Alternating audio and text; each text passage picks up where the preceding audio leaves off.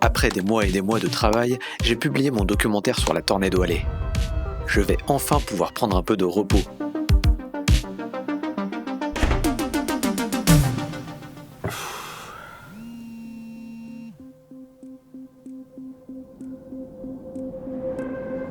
Ah bah non, pas du tout en fait. L'internet météo est en ébullition. Sur sur X, tout le microcosme des passionnés et autres lanceurs d'alerte compulsifs partagent des cartes colorées. Les modèles de prévision numérique semblent annoncer un phénomène particulièrement intense. Tous ces modèles-là s'accordent à voir une dépression très creuse se former et passer sur le sud de l'Angleterre, donc causer une tempête sur toute la partie sud de cette dépression. Et ça veut dire concerner la Bretagne et la Normandie, avec des rafales qui pourraient être vraiment assez rares, même pour ces régions qui sont souvent exposées. Attention à cette tempête qui arrive. La tempête Kiran. La tempête Kiran qui approche. On parle d'une bombe météorologique. Une bombe météo, carrément. Ça sonne bien dramatique, hein. Parfait pour des titres aguicheurs. Mais vous savez quoi ? C'est un vrai terme météo, et qui existe depuis les années 1940 au moins. Quand une dépression se creuse rapidement, c'est-à-dire que la pression atmosphérique en son centre chute hyper vite, on considère que son développement est explosif. Une baisse d'au moins 24 hectopascales en moins de 24 heures, et on peut parler de bombe. Ça fait peur, hein, bombe météorologique, oui. C'est bien, on est à Halloween. Alors toutes les tempêtes ne sont pas forcément si explosives, mais dans le cas de Kiaran, le processus s'annonce très accéléré, et la pression pourrait chuter en dessous des 955 hectopascales, parmi les valeurs les plus basses jamais observées sur cette zone. Donc clairement, on est sur un événement qui n'est pas anodin, ça risque d'être assez violent. Il va falloir faire attention au niveau de la chasse. En tout cas, pour l'instant, le temps est beau. Ici, j'ai quand même encore 5 heures de route à peu près pour ma destination. Et on va essayer de témoigner au mieux de ce qui va se passer sous cette tempête qui pourrait faire tomber quelques records. Les records dans ces régions, ils datent pour la plupart de 1987. À l'époque, on ne donnait pas un petit nom à chaque dépression, donc on avait parlé à tort d'ouragan, alors que ce mot ne s'applique qu'aux tempêtes tropicales dont le fonctionnement n'a rien à voir avec les dépressions hivernales aux latitudes tempérées. En tout cas, les valeurs de vent annoncées sous Kiaran semblent pouvoir faire plier quelques chiffres de 1987 et de 1999, dont on se souvient aussi des conséquences catastrophiques. Heureusement, les choses ont bien changé depuis la fin du siècle dernier, et je n'étais pas le seul à être investi d'une mission. On va se demander vers où se dirigent tous ces camions Enedis. C'est beau de voir tout ce renfort en direction de la Bretagne et de la Normandie. Si les deux tempêtes de décembre 1999 avaient donné naissance à la carte de vigilance de Météo France, on sait moins qu'elles ont aussi contribué à la création d'une force d'intervention rapide électricité. En cas de coupure massive suite à un événement climatique, la FIR devra rétablir l'électricité chez 80% des clients en moins de 24 heures et chez 95% en moins de 5 jours. 2000 agents Enedis mobilisables à tout moment en cas d'événement d'ampleur en France. Ce 1er novembre, tous convergent donc déjà vers la Bretagne et la Normandie, placés en vigilance rouge par Météo France. Bon, je suis maintenant à moins d'une demi-heure de ma destination, là, sur le littoral ouest de la Manche. Et j'ai reçu tout à l'heure d'ailleurs l'alerte FR Alert, là, cette notification un peu à l'américaine qui s'affiche sur le téléphone et qui prévient qu'on a un danger pour toute la nuit de tempête et qu'il faut donc rester chez soi. Et j'ai l'impression que ça fonctionne quand même pas trop mal parce que ça fait longtemps que j'ai croisé une bagnole. C'est vraiment très calme alors qu'il n'est pas super tard, il est que 20h30 à peine, quoi. Donc j'ai l'impression que ça a fait son petit effet. Et en tout cas, moi je vais me diriger donc vers un des spots que j'ai repéré à l'avance sur les cartes. Et on devrait être pas trop mal passé là-bas. Et en parlant de géographie, pourquoi avoir choisi la Manche plutôt que la pointe bretonne ? La raison était temporelle. Le plus gros de la tempête allait déferler sur le Finistère en pleine nuit, alors que sur le Cotentin, j'avais une chance d'observer des rafales encore bien puissantes après le lever du jour.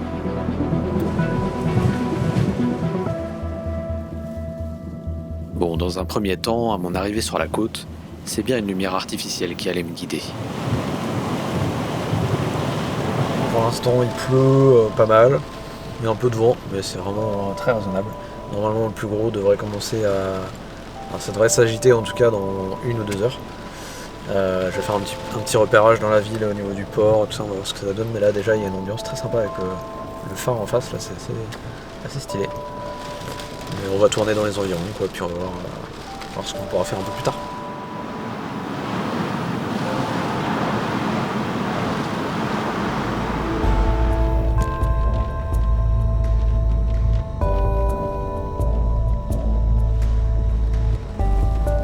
pas beaucoup de lumière hein, pour filmer. Ce sera sans doute mieux au niveau du port. Donc on va redescendre au port après. L'étape du repérage permet principalement deux choses. Recenser les sources de lumière qui me permettront potentiellement d'observer les effets du vent, du moins tant qu'il y a du courant, et aussi noter les passages dangereux ou probables points de blocage au cours de la nuit.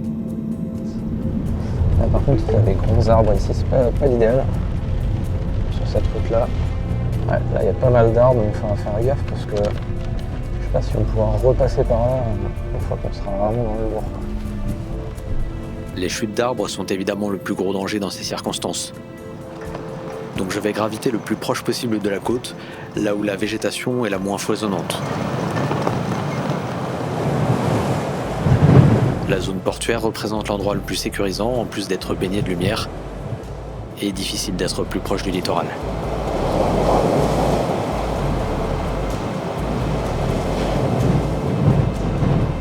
Le bord de mer est là, hein. La mer est littéralement à 10 mètres derrière la voiture. Et voilà, petite toilette au calme. Hôtel tout confort, j'ai envie de dire. On va passer la nuit ici, on va être bien. Ah, il n'y a plus de lumière. Ouais, il n'y a plus de lumière. Bon, on va peut-être pas être si bien que ça.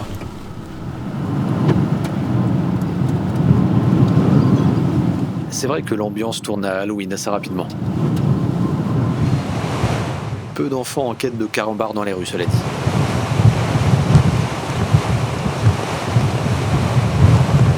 Je ne suis pas seul à guetter l'évolution de la situation.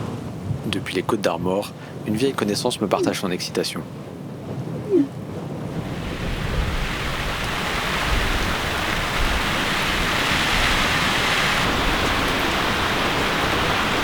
Et oui, chez Tony, qui se situe plus à l'ouest, les signes précurseurs sont présents aussi. Mais ce qui retient son attention, ce sont surtout ces flashs orageux.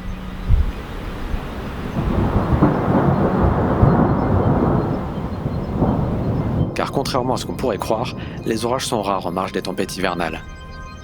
Dans ce genre de système dépressionnaire hyper dynamique, les vents horizontaux sont tellement intenses qu'ils laissent peu de place au développement vertical des noyaux orageux. Alors ce soir-là, on est plutôt sur une bonne surprise. Oh, le petit sursaut d'excitation là à 1h du matin, non à minuit et demi, avec des orages qui se sont formés là au nord de la Bretagne et qui remontent quasiment droit vers moi. Bon, mon point de vue il n'est pas forcément hyper bien orienté, il est un peu trop sud. Mais si les cellules passent juste à mon sud, je serais pas si mal. Et pourquoi pas un peu d'éclair là-dedans, un peu de foudre, soyons fous. Ce serait vraiment le bonus assez incroyable de cette nuit agitée. Avant de m'atteindre, la plus grosse cellule s'apprête à concerner l'île de Jersey, et on peut dire qu'elle ne va pas le faire à moitié.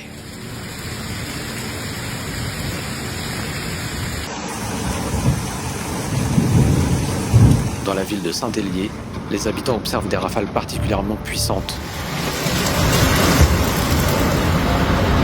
Des débris sont même projetés par ce qui sera confirmé plus tard comme une tornade.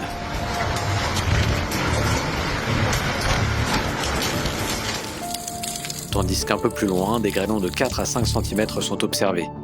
Exceptionnel pour un orage d'hiver. Et tout ça à moins de 30 km de ma position. C'est bien de l'orage que vous venez de voir. Ça fait plaisir. Autant dire que quand l'orage arrive sur moi, seulement 15 minutes plus tard, je ne sais pas encore ce qui s'est passé sur l'île anglaise. C'est donc avec une totale naïveté que j'admire quelques coups de foudre sur l'horizon, sans me douter que dans le noir aurait pu se dissimuler une tornade sournoise. C'est bien, on est à Halloween. En même temps, on va pas faire comme si j'étais pas là pour du vent. Et sur ce point, je m'apprêtais à être servi.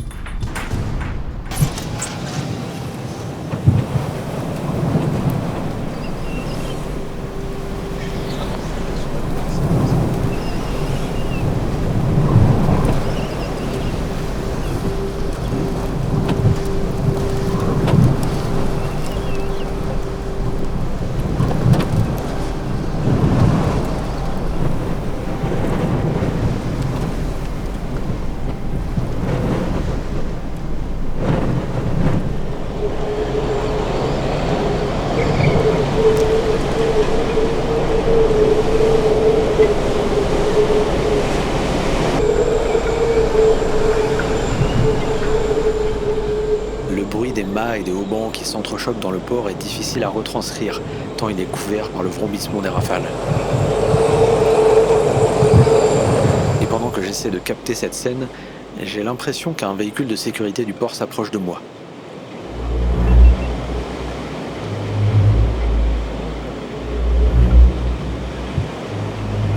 Je me sens quelque peu observé. La voiture s'arrête derrière moi. En panique, je commence à préparer mes arguments pour montrer patte blanche. Dans mon rétro, une silhouette sombre apparaît.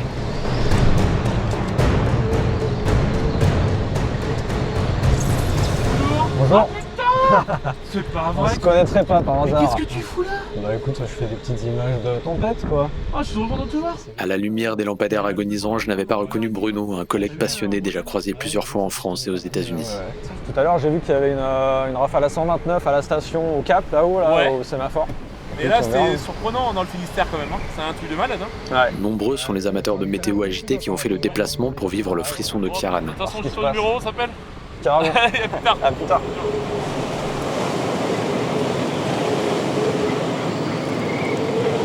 Pendant ce temps, Tony, lui, en profitait pleinement à domicile.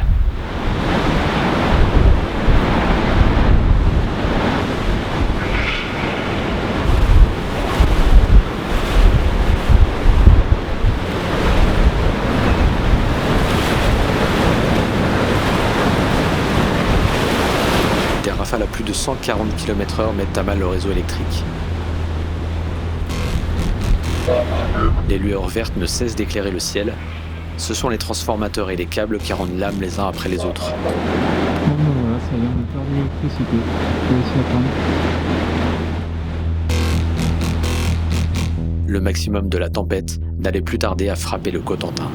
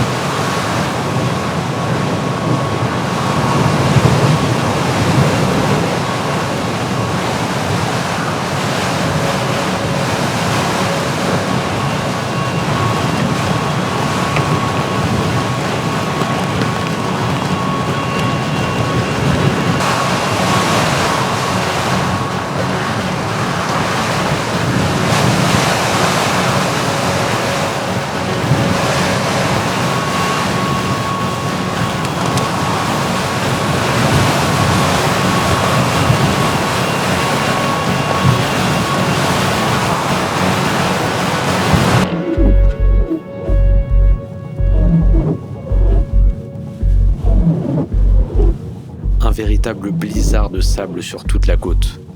La plage est en train de migrer à l'intérieur des terres, et je passe en mode Paris-Dakar.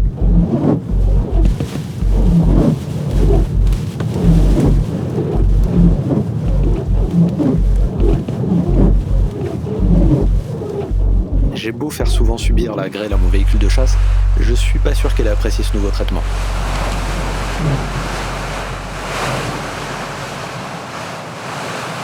Mais en parlant de souffrance et d'abnégation, je m'apprêtais à rencontrer des chasseurs de tempête un peu plus téméraires que moi.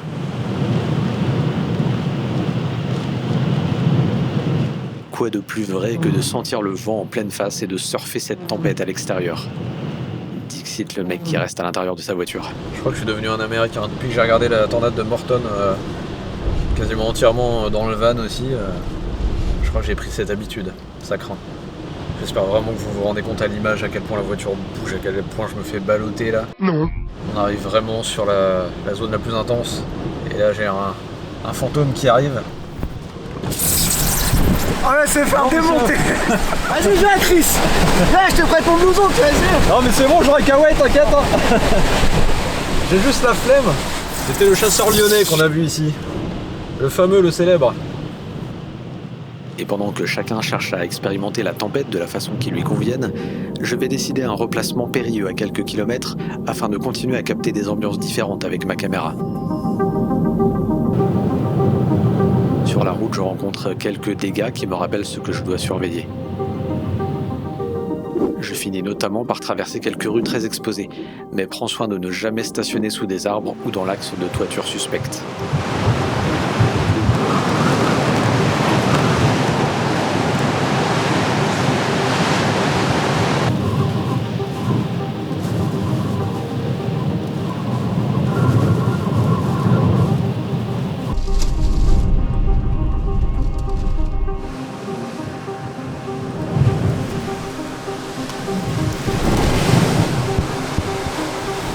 Que ça y est, on est vraiment dans le pic.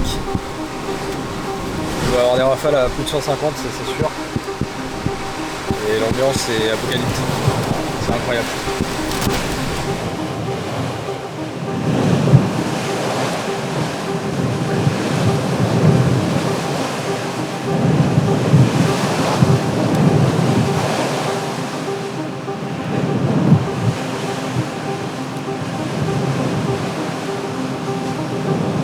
À 7h du matin, on observe effectivement les plus fortes rafales depuis le début de l'événement, 157 km/h relevés à la station de Carteret.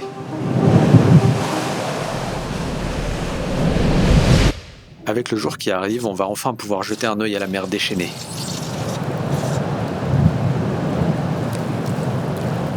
J'avais toutefois sous-estimé le challenge qu'allait représenter le fait de filmer la mer face au vent avec des rafales à 150 km/h.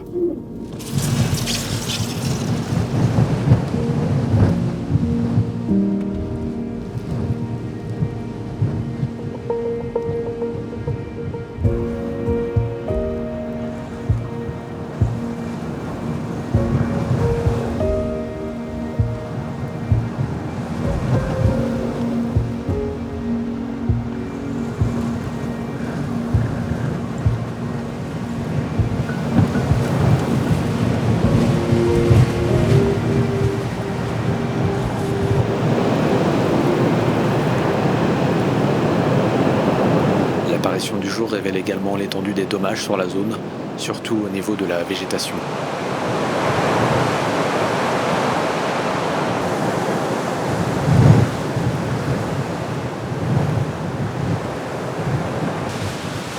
Certaines habitations les plus exposées auront quelques travaux au programme. Cet arbre, c'est celui que j'avais repéré en début de nuit et qui m'inquiétait quelque peu. Là, par contre, il y a des grands arbres ici, c'est pas l'idéal.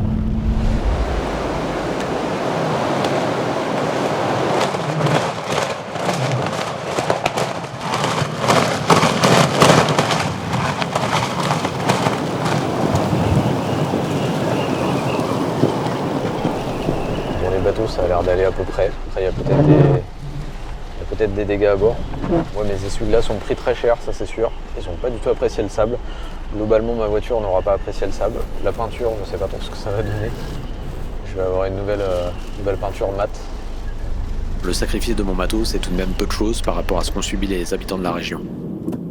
Je vais m'en rendre compte en reprenant la route, loin de m'imaginer à quel point mon parcours allait être semé d'embûches. Enfin, de bûches plus exactement. Donc c'est à peu près la 15e fois que je fais demi-tour à cause des arbres qui bloquent le passage. Je n'ai pas internet, il n'y a plus internet dans la région, ce qui fait que je n'ai pas de GPS. J'ai toujours pas dormi aussi. Je sais pas par où passer pour m'en aller. C'est un petit labyrinthe, j'ai toujours aimé les labyrinthes quand j'étais gamin, donc je vais pas m'en plaindre. Au sein de ce labyrinthe, les équipes Enedis étaient déjà à pied d'œuvre. J'avais d'ailleurs tourné quelques images, mais une carte mémoire corrompue m'aura fait perdre les fichiers vidéo. Sans doute un grain de sable dans la machine. En tout tout cas, suite à la tempête, plus d'1 million de foyers ont perdu l'électricité en France. Et beaucoup auront des brèches à colmater ou des assurances à relancer. On va rester ici trop longtemps parce que toutes les bagnoles ont perdu leur lunette arrière là. Soit des débris, soit l'effet Venturi de la rue. On va faire très gaffe. Certains records absolus ont été battus, mais c'est surtout le littoral qui a connu les plus gros assauts de Ciarán, limitant l'étendue des dommages les plus graves. Météo France, qui a publié un classement d'intensité des tempêtes à l'échelle de la Bretagne, place malgré tout cet événement en 2e position des plus sévères.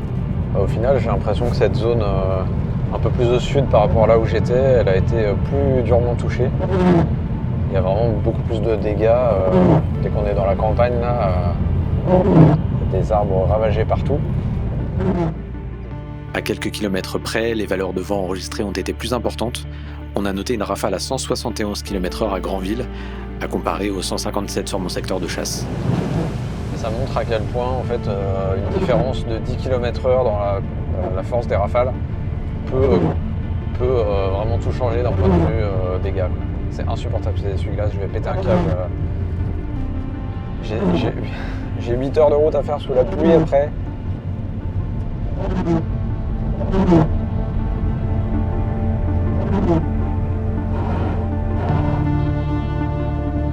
Bon, je ne m'inquiète pas trop pour la Bretagne et la Normandie qui, comme certains de leurs édifices emblématiques, en ont vu d'autres.